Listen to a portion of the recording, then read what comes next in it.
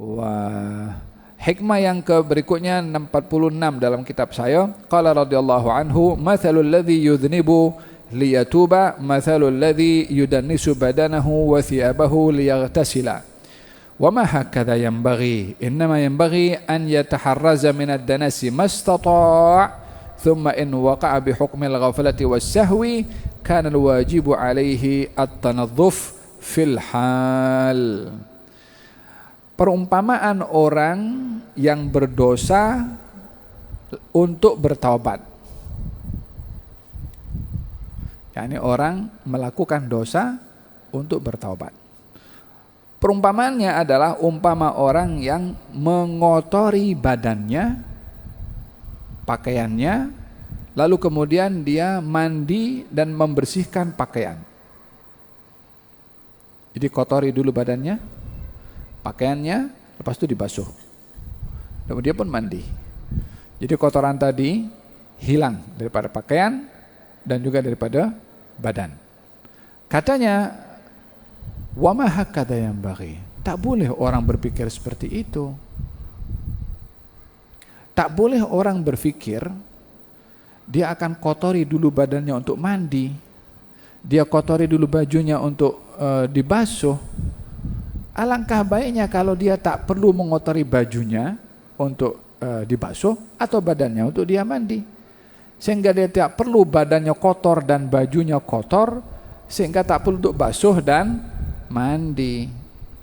Demikian pada dosa. Jangan berpikir kita ingin berbuat dosa lalu bertaubat.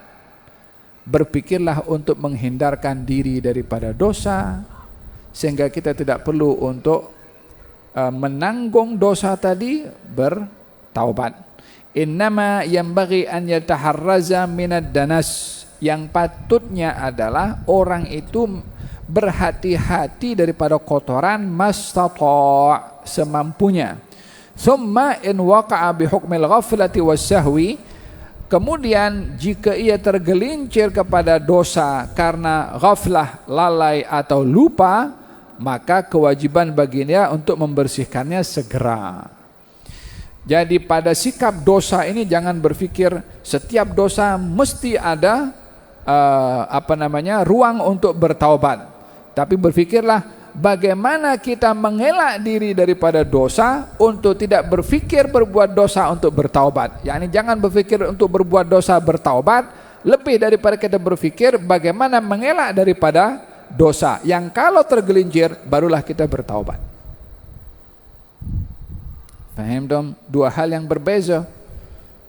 Yang pertama akan menganggap remeh pada dosa. Sebab apa? Ada taubat. Adapun yang kedua adalah berjaga-jaga supaya tak tergelincir kepada perbuatan dosa. Walihada, apa tuh bahasa Inggrisnya? Penjagaan itu lebih baik daripada mengobati. Menjaga tubuh badan lebih baik daripada mengobati. Al-wiqayatu khairun minal ilaj. Pakai bahasa Arab saja.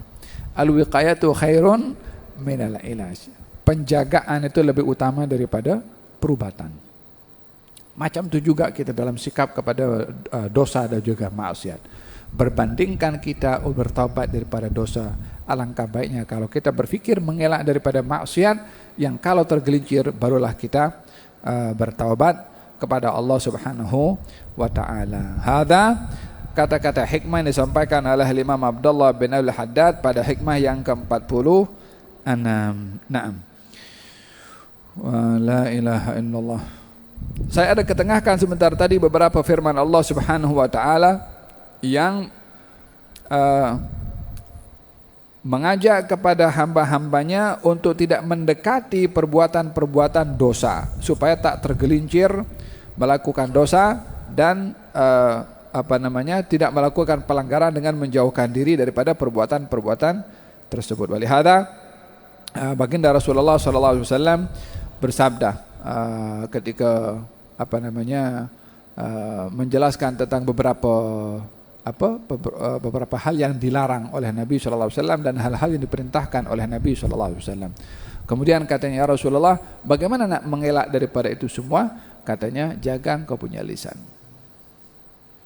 Karena lisan ini yang boleh membawa seorang melakukan perbuatan dosa. Menjaga, bukan dilarang bercakap, tapi menjaga supaya berhati-hati ketika berbicara daripada kata-kata yang boleh membawa seorang kepada perbuatan yang dilarang oleh Allah Subhanahu wa taala.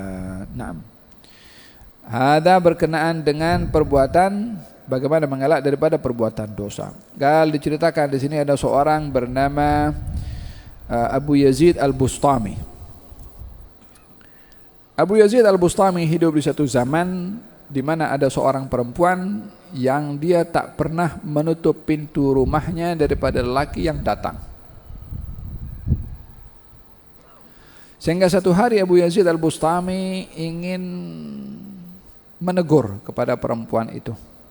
Ini berbicara tentang bagaimana seseorang itu insaf daripada perbuatan dosanya dan membersihkan diri dan berusaha untuk mengelak daripada melakukan perbuatan dosa, mendekati hal-hal yang boleh membawa seorang kepada perbuatan dosa. Abu Yazid Al-Bustami akhirnya datang ke rumah perempuan itu. Ada pembantu yang menjaga rumah itu, diberitahukan kalau di depan ada seorang yang tak mahu masuk. Kata perempuan itu, silahkan masuk, perintahkan dia untuk masuk. Setelah diperintahkan, maka daripada jauh Abu Yazid Al-Bustami mengatakan kepada perempuan itu, mahukah kamu datang ke rumah saya dan menginap 1 malam? Kata perempuan itu mengatakan, setiap malam bagi saya 100 dinar. Kata Abu Yazid, ya, saya akan bayar tapi dengan syarat. Apa itu? Kamu datang ke rumah saya sekarang ini dalam pakaian menutup aurat secara sempurna. Katanya setuju. Dia pakai tutup aurat dengan sempurna, dibagi duitnya 100 dinar. Di perjalanan beberapa langkah disuruh jalan dulu oleh Abu Yazid Al-Bustami. Abu Yazid angkat tangan. Ya Allah, aku sudah betulkan zahirnya itu orang dengan dipakaikan pakaian. Urusan batin ada urusan engkau. Perbaikilah batinnya seperti aku sudah perbaiki zahirnya. Amin. Tutup doa, selesai. Kata Abu Yazid Bustami, aku tak jadi, aku nak balik. Sekarang terpulang kepadamu, bukalah kau punya pakaian dan terpulang kepada kamu.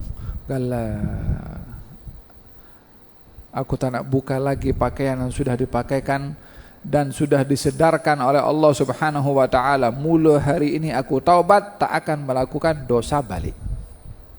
Dengan apa? Pakaian yang dipakaikan dan doa yang dipohonkan. Sayyidina Ma'ruf Al-Karhi lalu di satu tepi pantai melihat ada orang di atas perahu sedang mabuk, menyanyi, tertawa, gelak, walhasil kegembiraan yang luar biasa karena mabuknya. Orang mabuk ni kan tak tahu apa dia cakap ya. Orang cakap sepatah belum lengkap dia dah ketawa dulu. Kan namanya dia orang sakral, orang mabuk. Jadi punya happy tu, dia di atas perahu di mana, di tengah-tengah lautan, itu boleh didengar sampai ke tepi pantai. Dia punya gelak ketawa yang kuat. Sayyidina Ma'ruf Al-Karhi lalu di kawasan itu dikatakan oleh muridnya, ya Syekh, doakan mereka itu supaya perahunya terbalik dan mereka tenggelam. Khallabu, bila tenggelam dia ditelan oleh dia tenggelam dan binasa, derhaka kepada Allah, mungkar, dosa besar. Ma'ruf Al-Karhi angkat tangan, ya Allah, Engkau beri mereka happy di dunia tu sampai gelak ketawa macam tu, berikan kepada mereka happy juga di akhirat. Kata muridnya, ya Syekh, aku minta engkau doakan supaya dia tenggelam situ biar dia mati situ.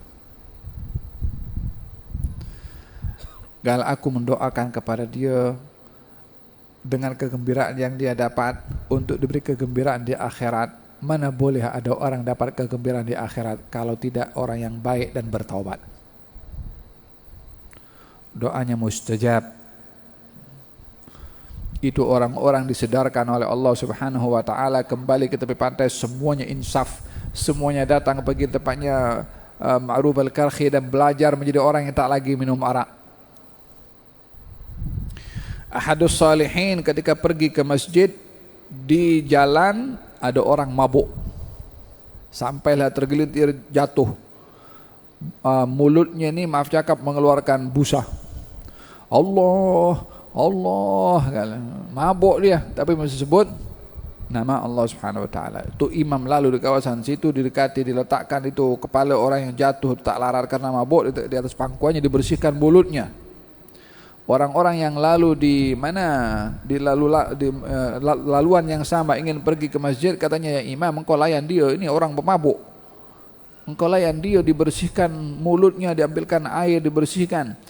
Kata tu imam mengatakan, ini orang sebut nama Allah dengan lisan yang najis, aku bersihkan mulutnya daripada najis ini supaya sebut nama Allah dalam keadaan mulutnya bersih daripada khamr tadi.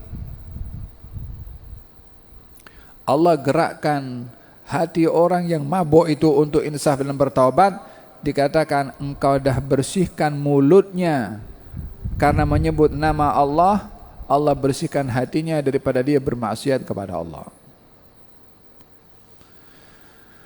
Dalam hal ini menyikapi orang-orang yang berdosa ini dengan harapan dia boleh berubah. Jangan kondem pada orang.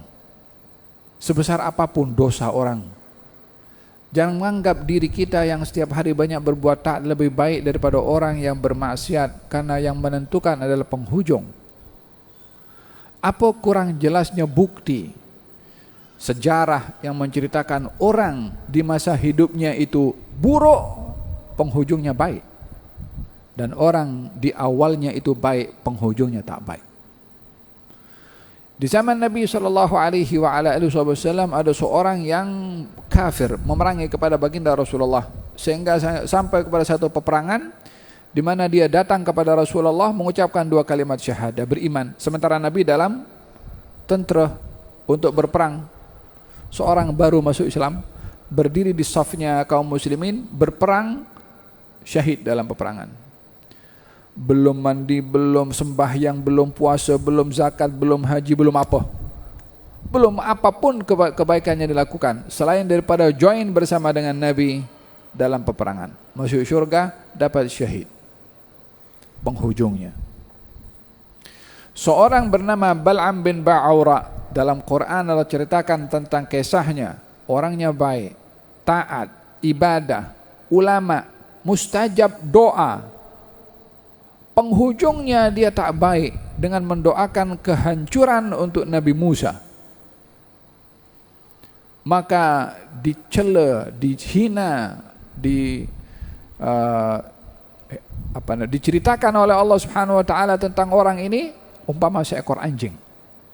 Yang kalau kamu bawa, dia mengeluarkan lidahnya, yang kalau kamu tinggalkan pun juga sama. Ayat itu merujuk kepada seorang yang awalnya baik tapi penghujungnya tidak baik. Yang menentukan adalah penghujung. Jangan menilai kesalahan orang di awal, akan kekal kesalahan itu sampai akhir.